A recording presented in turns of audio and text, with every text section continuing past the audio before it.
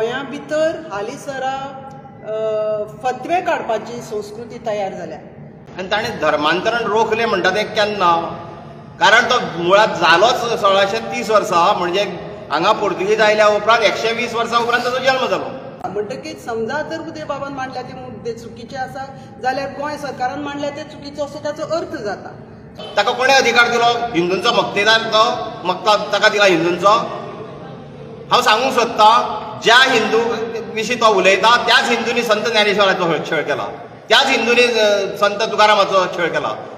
संभाजी राजाक धरून दिवपाक सुद्दां तेच हिंदू आशिल्ले.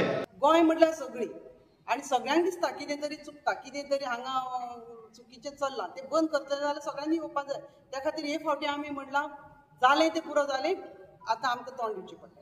अमक्या धर्मांतल्या लोकां कडेन वेपार करचे न्ही, अमक्या प्रांतांतल्या लोकां कडेन गोंयकारांनी वेवसाय करचो न्ही, हे तरेचे फतवे हे ही लोकशायेचे पद्दतीन पडटा काय कितें होय सरकारान हाचेर निर्णय घेवपाचो आसा. उदय बाबान जे पळय रेफरन्सीस दिल्या, जे संदर्भ दिल्या ते गोंय सरकारच्या गॅझेटियरानूय आसा. म्हणटकीच समजा जर उदय बाबान मांडल्या ते मुद्दे चुकीचे आसा जाल्यार गोंय सरकारान मांडल्या ते चुकीचो असो ताचो अर्थ जाता.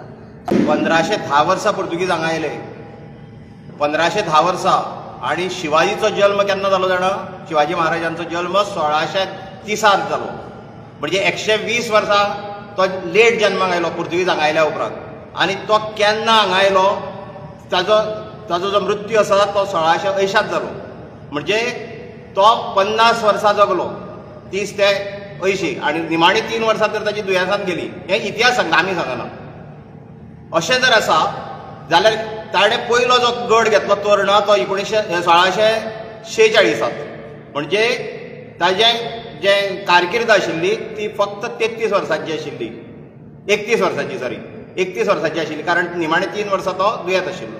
अशा वेळार तो केन्ना गोंयांत आयलो, कितलो तो हांगा स्थायीक जाल्लो, स्थायीक जावन नासलो. ताजे कडेन भरपूर हें आशिल्लें, ताका मुघलां कडल्यान त्रास आशिल्ले, मुघल साम्राज्य आशिल्लें, औरंगजेब आशिल्लो, हाज्या कडल्यान ताका त्रास जाताले. तो हांगा 1 दिसा खातीर 2 दिसां खातीर म्हयन्यांतल्यान एखादो 1 दीस आयला असो येता. आनी ताणें धर्मांतरण रोखलें म्हणटा तें केन्ना? कारण तो मुळात जालोच 1630 वर्सां, म्हणजे हांगा पोर्तुगीज आयल्या उपरांत 120 वर्सां उपरांत ताचो जल्म जालो. आनी ह्या लोकांक हें आमी जर सांगत जाल्यार तें पडचें ना. ताणी वस्तुस्थिती कितें आसा ती समजून घेवंक जाय पयलीं. आनी ताका कोणें अधिकार दिलो? हिंदूंचो मक्तेदार तो ताका दिला हिंदूंचो. हांव सांगूंक सोदतां, ज्या हिंदू विशीं तो उलयता त्याच हिंदूंनी संत ज्ञानेश्वराचो छळ केला, त्याच हिंदूंनी संत तुकारामाचो छळ केला.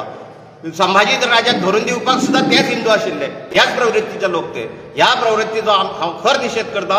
आनी जर अशें फुडें कितें जालें आसत जाल्यार लक्षांत घेवचें ताणें, कोंकणी समाज वगी बसत. In the last 1 year, government has given them special privilege. तुम्ही पहिलं असतं, nobody touches them.